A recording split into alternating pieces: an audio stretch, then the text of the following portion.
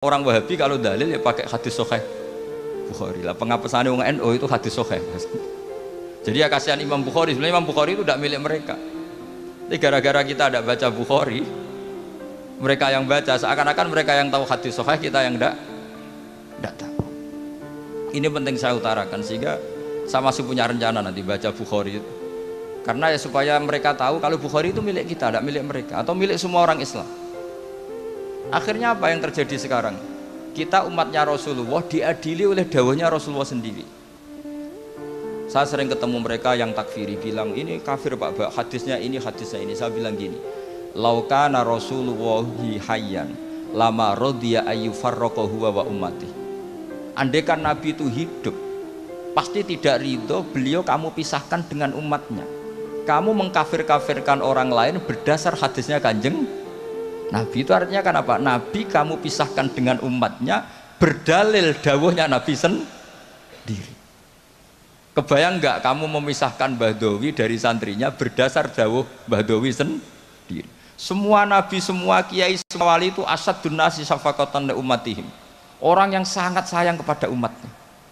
Tapi sekarang ada tren orang dianggap kafir, artinya dianggap kafir itu dipisahkan dari Nabi justru oleh dawuh Nabi sendiri. Kebayang nggak Nabi kerso dipisahkan dari umatnya, padahal Nabi fi akhiri hayati ngendikan ummati.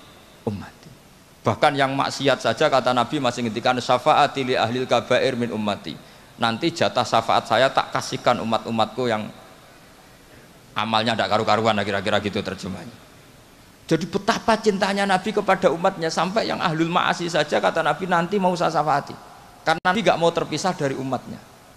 Sekarang banyak hadis sahih yang justru dipakai sebagai alat pemisah bainahu wa baina ummati, antara Nabi dan umat. Maka santri Al-Wahdah ini harus kuat. Semua kita harus kuat. Semua kita harus kuat.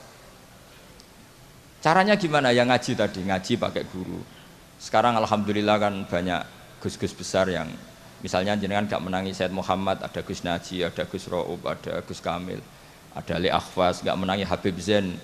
Gus Zaki dulu lama ngaji Habib Zain, nggak menangi Said Romdon Al-Buti, banyak santrinya di Indonesia itu luar biasa. Nggak ada ulama top internasional yang sanatnya nggak ada di Indonesia.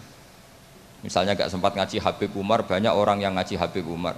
Keluarga besar Solo, keluarga besar pondok-pondok banyak ngaji Habib Umar. Jadi Indonesia itu gampang sekali ngakses sanat-sanat kelas dunia.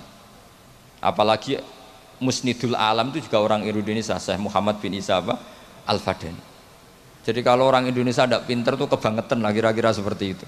Karena gampang sekali ngakses sanat-sanat itu.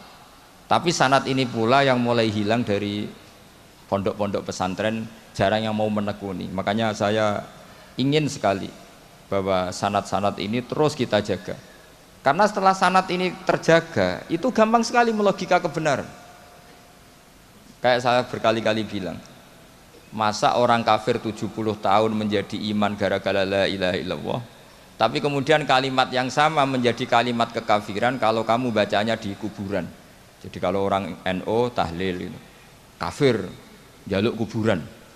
Itu kata Said Muhammad dulu kalau guyon masyhur itu. Mbok takok isik, ndek ini jaluk kuburan apa malah ndongakno kuburan. Padahal doanya kan malah Allahumma ighfir lahu wa'afi wa'fu anhu.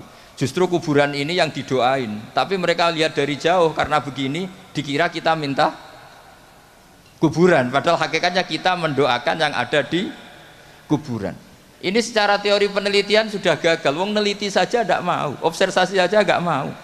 Coba kalau mereka neliti, ternyata mendoakan yang ada di kuburan, bukan minta kuburan.